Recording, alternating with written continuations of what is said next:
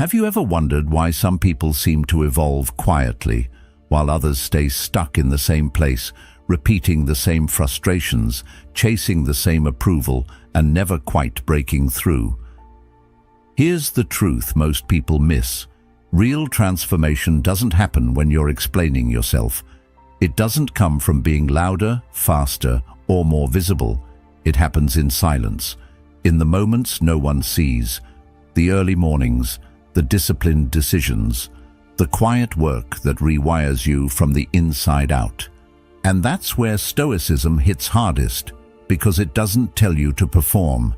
It tells you to focus, to build inward strength so solid the world can't shake it. Today, we're diving into why silence isn't weakness, it's strategy, and how focusing on yourself without the need to be seen unlocks the kind of clarity and power most people never touch. The people who truly shape their lives, those rare individuals who reach a level of success that's not just external, but deeply internal, know something most of the world misses. They've tapped into a kind of wisdom that doesn't need an audience. They're not obsessed with sharing their every step or justifying their every choice. They don't live in explanation mode. While others are trying to win arguments, gain approval, or craft the perfect image, these people are quietly, relentlessly building. They move with a kind of calm certainty, the kind that comes from not needing validation. They've learned to find peace in progress and meaning in discipline. And the paradox, the less they say, the more powerful they seem. Because there's something magnetic about those who operate in silence. You can sense it when you're around them. Their presence speaks without words. You feel their focus, their clarity, their inner stillness, and none of it comes from trying to be impressive. Plato once said, "Wise men speak because they have something to say, fools because they have to say something." It's not about muting your voice. It's about making sure what you say is anchored in substance, not just noise. But what is it about silence that makes it so powerful? Is it just restraint? Is it simply avoiding small talk or staying out of drama? Not at all. Real silence, the kind that transforms you, isn't passive. It's not just the absence of speech, it's the presence of depth. It's active, intentional. It's where awareness sharpens, where your thoughts settle, where your energy gathers and reorganizes. It's not empty, it's full of insight, of potential, of clarity. When you step away from the constant stimulation of the world, your brain doesn't shut down, it switches gears. It begins to operate differently. In that stillness, something incredible happens. You begin to see yourself clearly. The fog lifts. The path ahead starts to reveal itself, not because someone else handed it to you, but because you finally created space for it to emerge. Carl Jung captured this perfectly. Who looks outside dreams, who looks inside awakes. In silence, you wake up to your own patterns. You hear the stories you've been repeating in your mind. You confront the discomforts you've numbed with noise. And that's why most people avoid it. Because silence is honest. It doesn't let you hide. In silence, your doubt shows up, your guilt, your insecurity.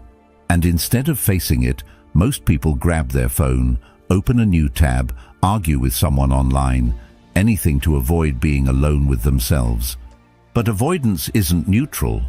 What you avoid doesn't just disappear. It buries itself deeper, quietly draining you from the inside out. It fragments your focus. It whispers confusion into your decisions. And soon, you start wondering why you feel exhausted even when you haven't done much. Why you feel stuck even when you're busy. That's the weight of unprocessed thoughts. The tax of unresolved tension. So why do we keep choosing the noise? Because we've been trained to equate being seen with being valuable. The more attention we get, the more important we feel. But Aristotle offered a warning long before social media existed. The ultimate value of life depends upon awareness and the power of contemplation rather than upon mere survival. Constantly seeking attention is a form of survival, a way to avoid the deeper work. But it keeps your mind on edge, always reacting, never reflecting. What would happen if you stopped reacting? If you stopped explaining yourself and just moved with quiet confidence? What if you observed more than you spoke, acted more than you posted? You'd save energy. You'd reclaim the mental bandwidth that's been slowly leaking from 1,000 trivial interactions. And that energy could be invested in mastery, in building something meaningful, in living a life that feels aligned, not just admired. Socrates said, "The unexamined life is not worth living," and silence, real reflective silence, is where that examination begins, not guided by algorithms, trends, or applause, but by honest self-inquiry, by the kind of stillness that allows your truest self to emerge. Your brain, despite what the world suggests, isn't built to process thousands of opinions a day. It's not designed for constant multitasking, reacting, comparing. It's designed to focus, to assess, to adapt. But when it's overwhelmed by noise, by gossip, by endless scrolling, by unnecessary drama, it starts to misfire.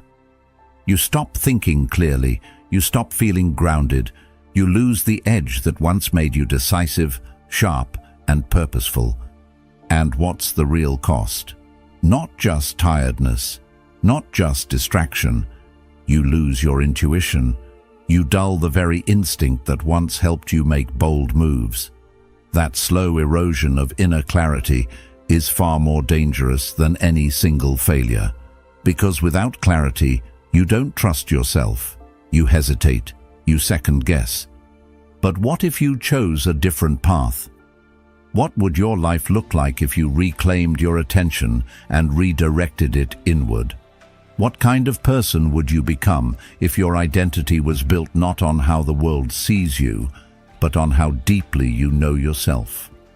What kind of progress could you make if you didn't need it to be loud? If you just did the work, silently, patiently, and let the results speak for themselves? Ask yourself, how often are you losing moments, opportunities, even entire days, reacting to meaningless distractions? Not because the distractions are powerful, but because they're persistent. A message here, a headline there, a meaningless argument that sticks with you far too long. And before you know it, your day is gone. Not spent, but scattered. You feel drained, not from effort, but from fragmentation, like 1,000 tiny cuts that don't bleed you dry all at once, but over time steal your focus, your drive, your clarity. How often do you feel exhausted not because of physical strain, but because your attention was pulled in too many directions? That's not just a feeling, it's a neurological reality. Your brain, specifically your prefrontal cortex, is wired for deliberate thought, for concentration, for vision. It thrives on clarity, not chaos. When it's given silence, it resets, it recalibrates, it begins to focus again, and out of that silence, something most people never tap into begins to emerge: control. But what is control really? It's not about overpowering others or rigidly suppressing emotions. Control is self-mastery. It's when your actions align with your values, regardless of who's watching. Aristotle said, "What lies in our power to do, lies in our power not to do." True control is choosing not to react, not to prove, not to perform. And that power lives in your prefrontal cortex, not the limbic system that urges you to scroll, argue, or compare, but the part of you that plans, focuses, and commits. Here's something psychology and philosophy both agree on. Your identity is shaped not by what you say, but by what you consistently do. You can tell the world you're disciplined, driven, focused. But if your behaviors say otherwise, your brain knows the truth. Carl Jung once said, "You are what you do, not what you say you'll do." That's not just a poetic idea, it's biology. Your brain wires itself based on repeated action. When you wake up early, exercise, resist distraction, your prefrontal cortex is strengthened. Neural pathways solidify. You're not just acting differently, you're becoming someone different. But isn't motivation supposed to help with that? Isn't that what keeps us moving? Here's what most people miss. True motivation isn't external, it's neurological. You don't get lasting drive from applause. You get it from progress. Dopamine, the brain's chemical of motivation, doesn't flood your system when someone praises you. It activates when you see yourself getting better, when you read another chapter, when you run one more mile, when you keep a promise to yourself. And the interesting part? This all happens best in silence, in those moments no one sees. That 6 a.m. grind, that decision to eat with intention, that choice to work instead of scroll, that's when the brain rewards you. So why are we so quick to announce our intentions before we've even begun? I'm going to get in shape. I'm writing a book. I'm building something big. It feels good to say it. It gives the illusion of progress. But neuroscience paints a different picture. When you tell people your goals too soon, your brain releases dopamine as if you've already done the work. You get a premature reward without the growth. Plato said, "The beginning is the most important part of the work." And if you burn your energy on declarations, you never make it past that beginning. Why does this matter? Because premature celebration is the enemy of discipline. When you confuse talking with doing, you trick your nervous system into a false sense of accomplishment. You build an identity based on perception instead of performance. And when the applause fades, you're left with no system, no discipline, no momentum. So what's the alternative? Say less. Do more. Let your actions build the narrative. Let the silence be the forge where your new identity takes shape. Not because you told the world who you're becoming, but because you quietly became it.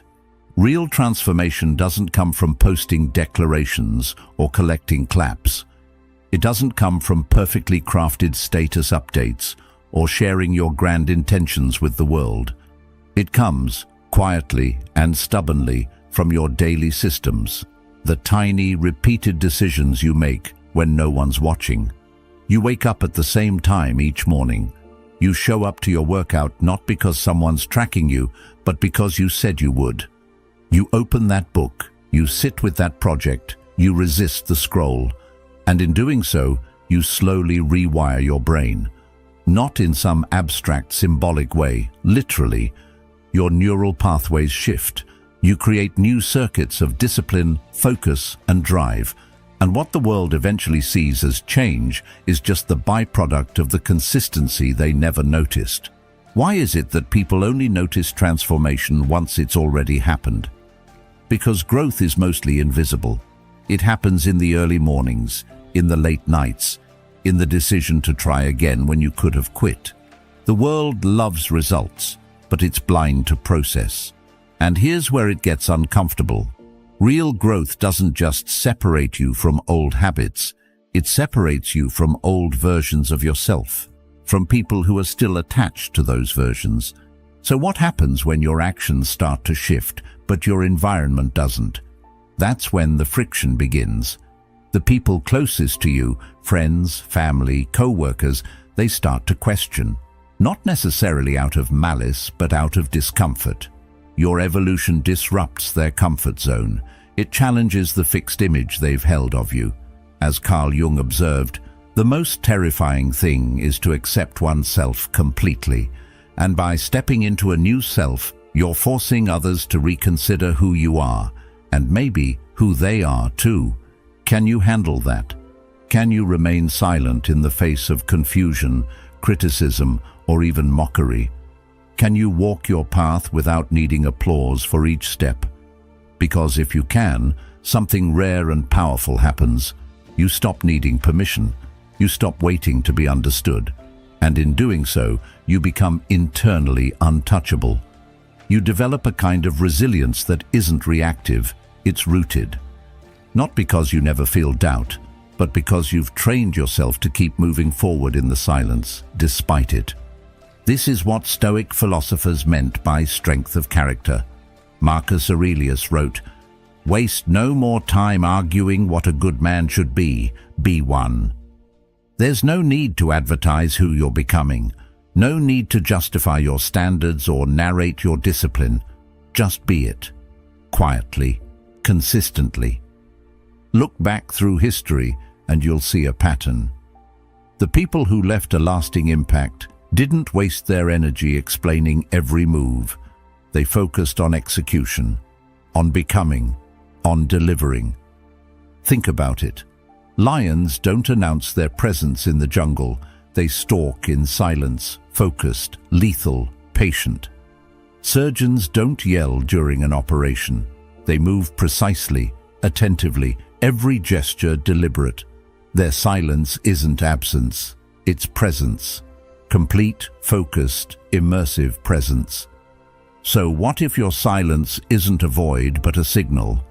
What if it's not a lack of expression but the highest form of discipline? The kind that doesn't beg to be seen because it already knows its value. The kind that doesn't chase applause because its reward is the quiet momentum building beneath the surface. That's the kind of silence that transforms. That's the kind that eventually speaks so loudly, no words are needed at all. And the question is, are you willing to become that person, even if no one claps? Attention isn't just focus. It's energy, real biological energy. And like any form of energy, it runs out. You only get so much of it in a day. Your brain runs on neurotransmitters like norepinephrine and acetylcholine, the chemicals that fuel your ability to concentrate, plan, and act with purpose. But they're not limitless. Every time you check your phone for no reason, every time you open 5 tabs and don't commit to one, every time you argue just to prove a point, you're spending that energy. Little by little, distraction robs you of the mental clarity you could have invested in building something real, something that matters. How often do we give away our best hours to things that don't feed us, that don't challenge us, grow us, or move us forward? It's almost automatic. But what if you chose silence instead? What if, in a moment of temptation, you paused, not out of avoidance, but as an act of power? That pause is everything, because when you choose silence, you're choosing clarity. You give your brain the breathing room it desperately needs to start operating from a place of strategy instead of stress. You allow your mind's deeper layers, those responsible for long-term thinking, creativity, and identity formation, to step in and lead. And here's the irony. Silence may look still from the outside, but internally, it's anything but. It's alive, it's dynamic, it's a battleground of thought and emotion.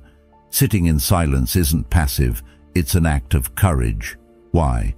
Because silence forces you to face what most of us spend our lives avoiding: ourselves, our doubts, our unprocessed pain.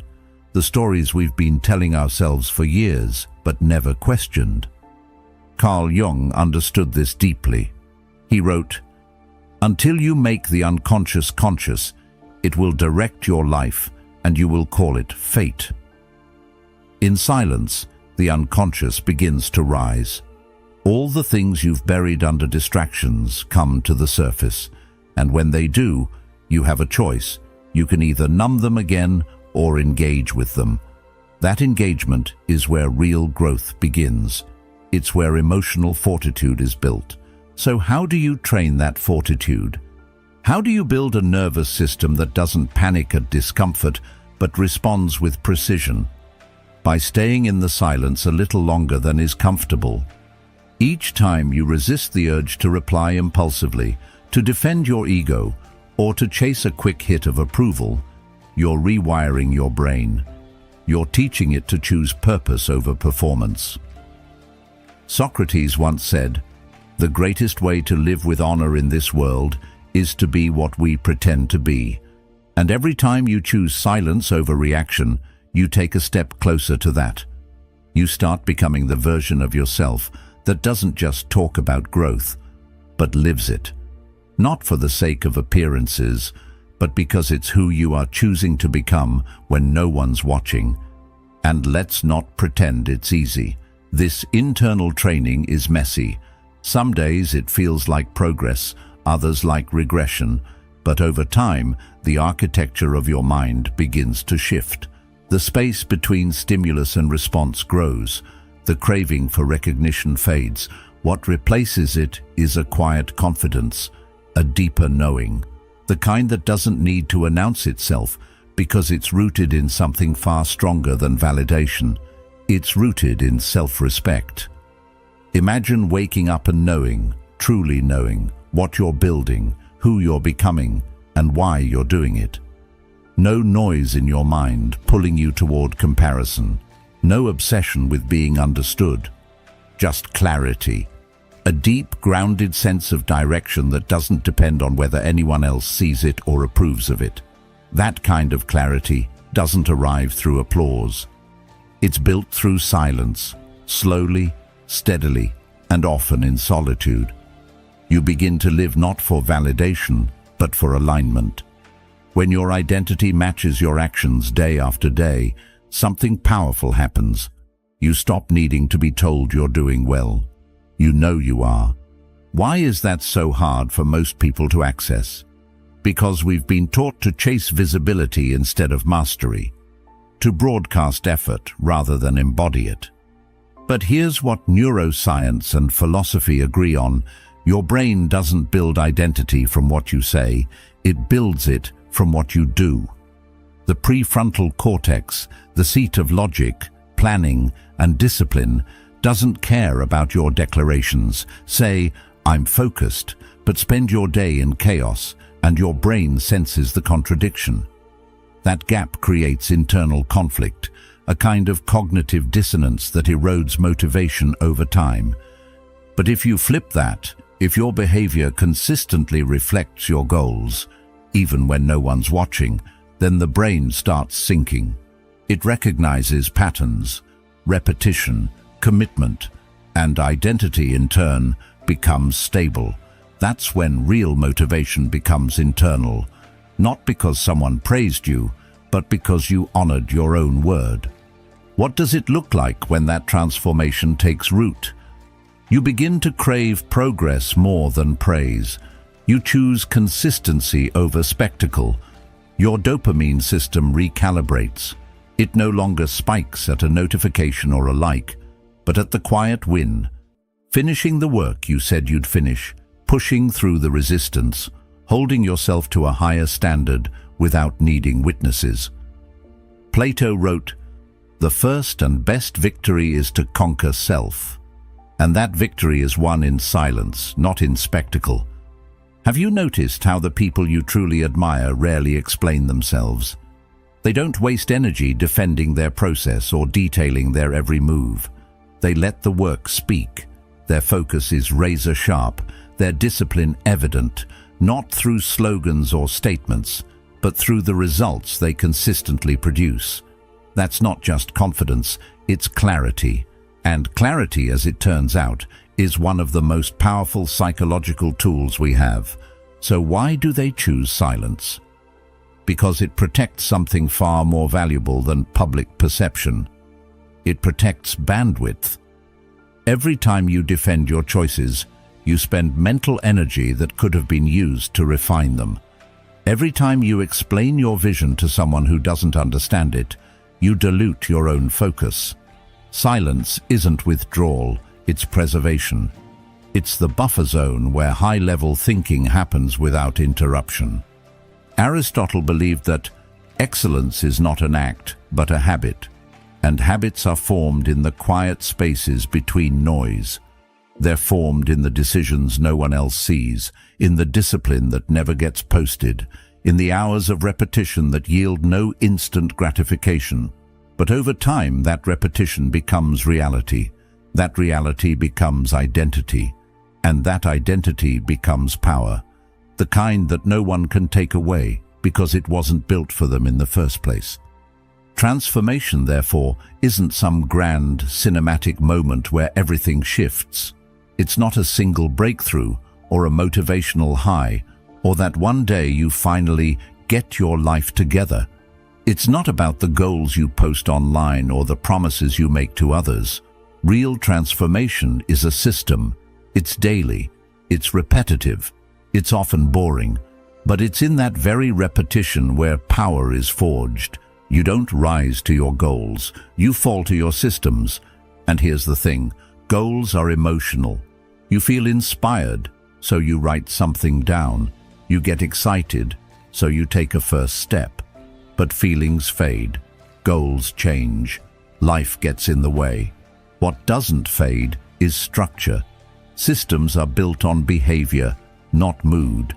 And when you start putting structure into your life, when you wake at the same time each day, move your body consistently, eat with purpose, eliminate the clutter, you stop relying on motivation, you start depending on rhythm, and rhythm is far more reliable than inspiration. Why is this so important? Because without structure, your mind wanders. Your emotions take the wheel, and that leads to inconsistency, which is the enemy of identity. As Aristotle wrote, we are what we repeatedly do. Excellence, then, is not an act, but a habit. You don't become excellent by having excellent thoughts. You become excellent by building habits that support the kind of person you want to be, one action at a time. And it starts with the body. There's a reason the Stoics trained themselves physically as much as mentally. They understood that discipline in the body translates to discipline in the mind. When you train, you're not just improving your health, you're reshaping your relationship to effort. You're learning to show up even when you don't feel like it. You're learning to endure discomfort, to push past resistance, to stay the course without needing immediate reward. That's not vanity, that's inner development. But let's be honest, the beginning is hard. Silence feels unnatural at first. Routine feels restrictive. You'll want to break it. You'll want to prove to someone that you're working hard. You'll want to shout your progress, to gain approval. But that's the trap. Carl Jung once said, "Your vision will become clear only when you look into your own heart." Silence isn't absence, it's presence. When you remove the distractions, the noise, the endless performance, you're left with you. And that's where real transformation begins. The more you sit in that discomfort, the more your mind adapts. Slowly, you stop craving the noise. The urgency fades. The fear of being unseen dissolves. And what's left is this quiet, powerful presence, steady, focused, clear. You start making decisions that are aligned. You stop explaining yourself to people who never took the time to understand you in the first place. You walk your path, not because people are watching, but because it's your path. Have you ever noticed that the people who carry real gravity in a room are often the quietest? It's not about charisma, it's about coherence. They aren't fragmented, they aren't performing. They've done the internal work, and it shows. They've chosen silence, not as withdrawal, but as refinement, as control. Socrates believed that the secret of change is to focus all of your energy not on fighting the old, but on building the new. That's exactly what silence allows. Eventually, your quiet consistency becomes impossible to ignore, but by then, the recognition won't matter. You'll already be living from a place of internal reward. You won't need applause to know you're on the right path. The peace you feel, the strength you carry, the clarity you protect, that will be your reward. And no one can take that from you, because it wasn't given to you by the world. It was earned in silence. And in the end, that's what real transformation looks like. Not loud, not dramatic, but steady, rooted, deliberate, built from the inside out. Silence isn't weakness. It's where real strength begins. It's in those quiet moments, when no one's watching, that you shape the version of yourself the world eventually can't ignore. You don't need to announce every step. Just keep taking them. Keep showing up. The results will speak when the time is right. Thanks for being a part of Stoic Journal. Stay steady, stay focused. And when you're ready, come back. We'll be right here.